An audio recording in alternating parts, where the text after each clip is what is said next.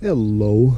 So I was driving down the street the other day and I noticed that a helpful citizen had put out a lawnmower by the side of the road, so I swung into action and picked it up after I verified that it was free for the taking. And you know what we do with things like this, we try to get it running, or see if it's broken at the very least, or what have you. So anyway, this is actually a pretty nice mower to be thrown out in the scrap pile. Looked like the people were having a, I don't know, maybe it was a yard sale or had been having a yard sale, and this was, I don't know what the deal was. So so what this is it's called a Black Max. I believe this is some kind of captive brand for Sam's Club, but it's a Poland produced mower. If you come around here, it has the sticker on there that says HOP. That's Husqvarna Outdoor Products. Husqvarna owns the Poland brand. And the main thing with this thing, I was glad to see, this is a Honda engine on here. I love Honda engines. Love Honda mowers. In fact, I love Honda mowers so much that since this one appears to be a self-propelled,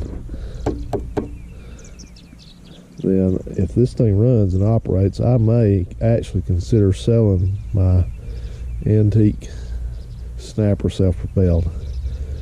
Because I had one of these before, but it was not that I also had picked out. I think I got that one from the thrift store, but it was very similar to this, and but it was not self-propelled. But these things have historically always ran well, started well, operated well. They're just a very good mower. I think the engine is probably quite a bit better than the rest of the mower, but that's just what it is. I think I was doing some research on these, and the wheels have a tendency to break off of it, but that's, don't worry about that. But anyway, it looks to all be there. The engine does turn over. I did verify that. Just looks like it's been sitting outside for quite a while. I think it's about 10 years old. It's probably about a 2012 model. There's a sticker on it that says it conforms to some stuff for the year 2012, so that seems about right. But I haven't checked anything else on it. So you know what we do here. First thing is check the oil. Hopefully it has some in it. Clean that off a little bit.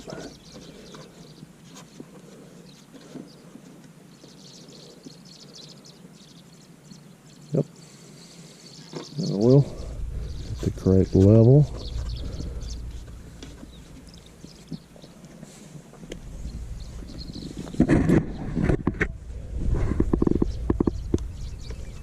Thank goodness this thing has a plastic gas tank on it.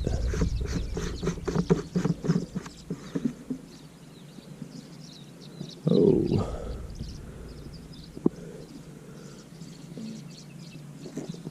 Well, it doesn't smell good, but it doesn't smell terrible. There is gas in it. So if there's gas in it and oil in it, it should run. But why would somebody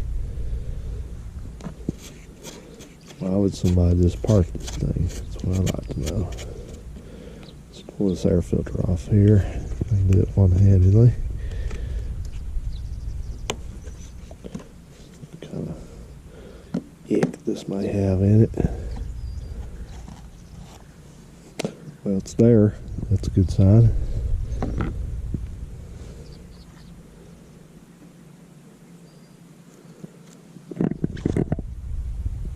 Yeah, it's a little, can use an air filter for sure.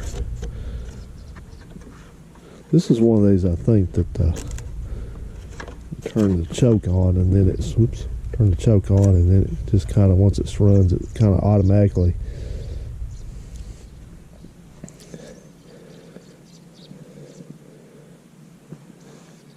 takes itself off. Okay, so here's the fuel. Oh, the thing has got fuel. The fuel is on, looks like. That should be off.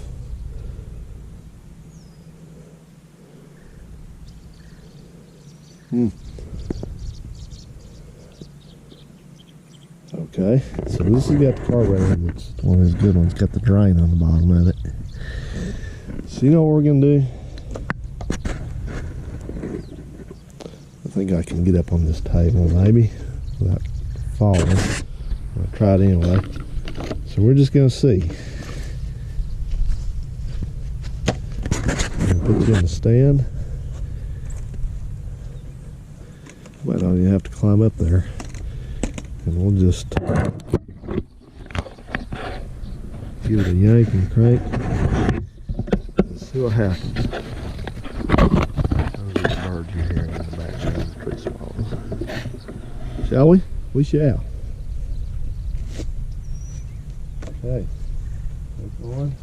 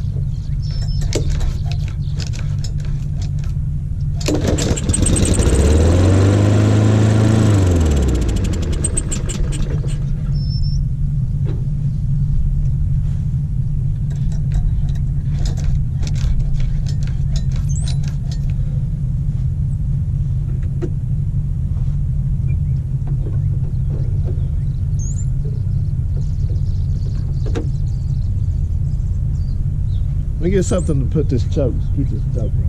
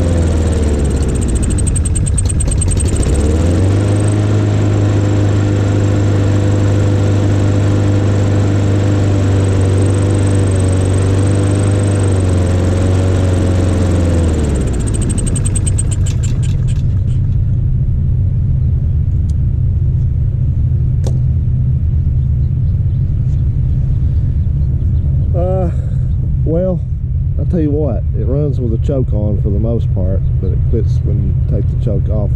Do you think it would be possible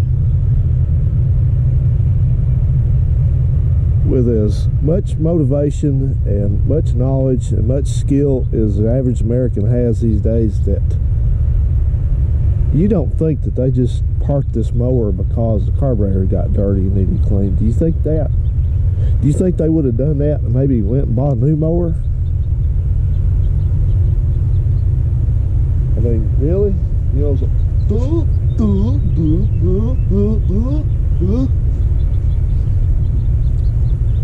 This is another, and I'm not going to mince any words, this is another example probably of the dumbing down of American people in this country are going to end up so stupid and so dumb and so unskilled, they will be worthless.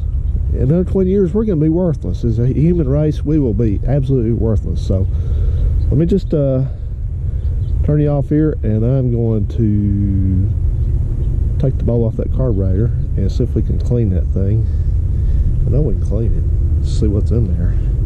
Let's go from there.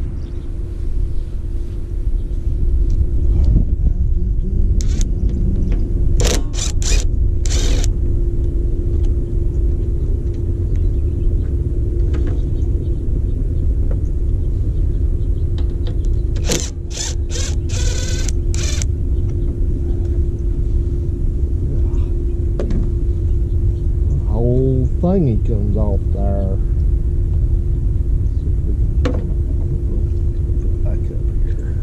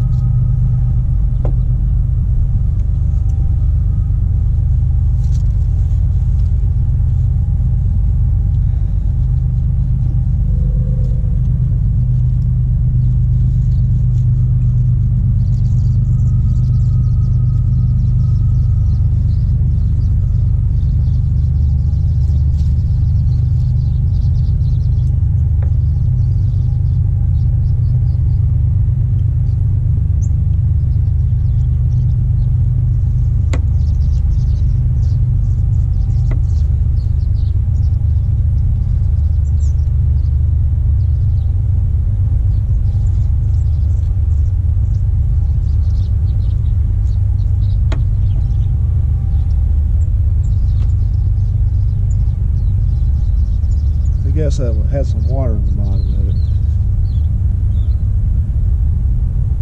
I think it did.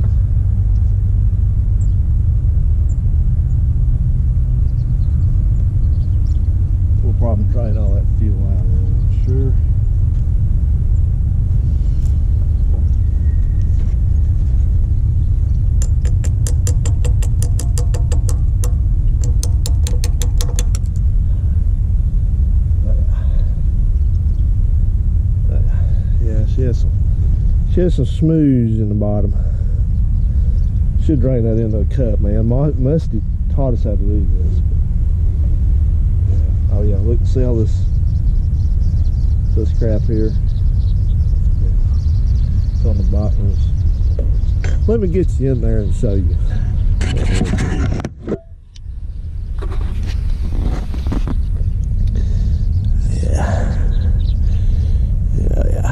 Yeah, she's pretty nasty there, so I have to pull that carburetor back off. I just kind of stuck it back up there to keep her how to take the linkage off of it. So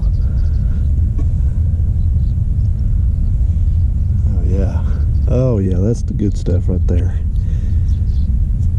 Oh yeah, okay, well, let me just go ahead and work around with this off camera.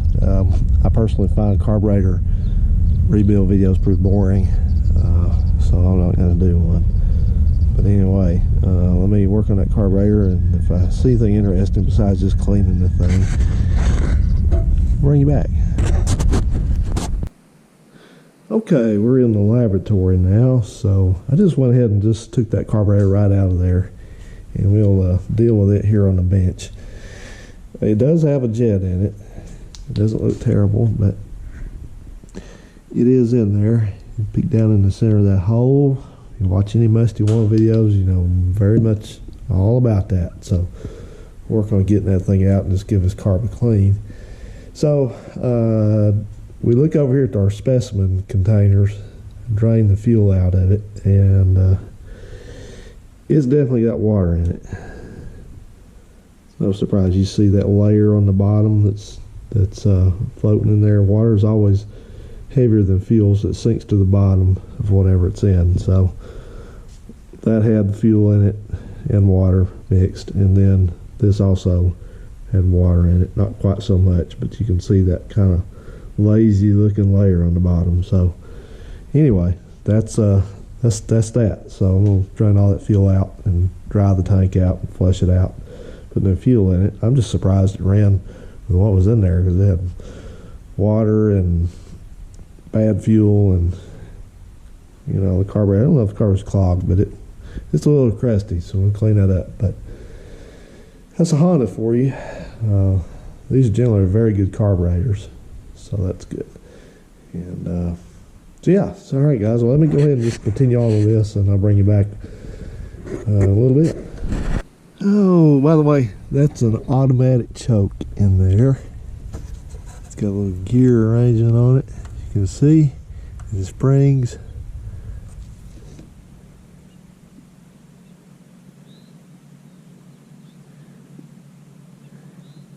And of course, it's for, you know, it's for emissions, because this thing is almost, it's towards the most clean as far as emissions go. So not all the way, but it's getting there. So, but that just kind of gives you some insight to, you know, how much thought Honda puts into things and tries to solve things. And some old Briggs, you know, it's got a push button that'll let you flood it, or a choke, it'll let you flood it. You know, these people understood. They understood how things were going to go from the beginning.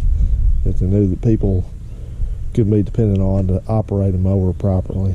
So there you go. Okay, I have cleaned the carburetor and flushed out the fuel system, put everything back together, and it don't appear to have any leaks. That's good. So I think we're ready to crank this thing and see if it's going to stay running this time. Now, sometimes these things will hunt a little bit. That's an awful lean running carb. That's a Keyhen carb, by the way. It's none of this Walbro crap. Very good carbs on those. So we'll not worry about that, because usually they generally just still run fine. You can always just kind of jet, you know, work on the jet a little bit, open it up a little bit if it need be. But anyway, main thing for us is make sure it stays running. Like I said, it had a whole lot of water in the fuel, so as much as people will like it, they will not run off water. So that's why it was running. And then, you know, even when I had the choke held closed, it was just quitting, because, you know, it's sucking up water. So anyway, enough yapping. Let's try it and see what happens.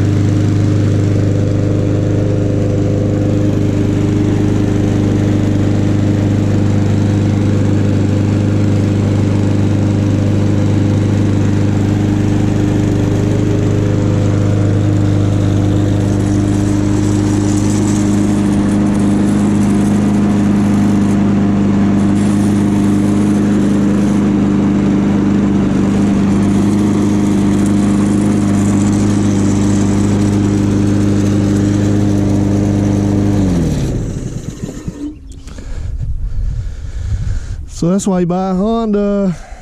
All right, that's awesome. So I think what we'll do now is, that thing runs great. I think what we'll do now is we'll take this, let it cool a little bit, and then I'll just double check and make sure that it's not got crap up in the cylinder fins. I don't think it does. I peeked up in there and didn't see anything.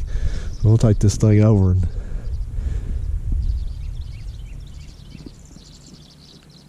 and so I have all those birdhouses out there. We'll take this thing over and wash it. And I'll change the oil and get another air filter for it. It almost kind of feels like it may have a bent blade too, so I'll check that.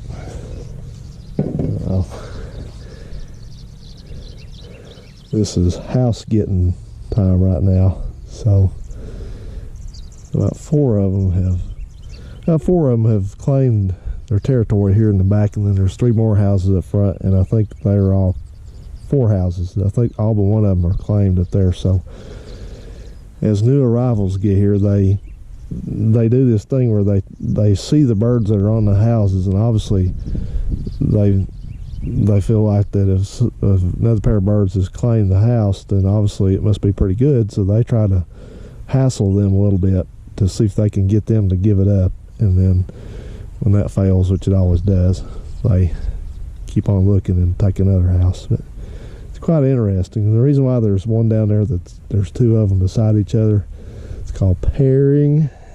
And the bluebirds have already established themselves in the house that's facing. Setbird just landed on it right there, but they've already established themselves in the house that's facing that way over there. And so that's a tree swallow, and so there's going to be a conflict because the tree swallows like that area. See, the bluebird just landed on it and drove them away.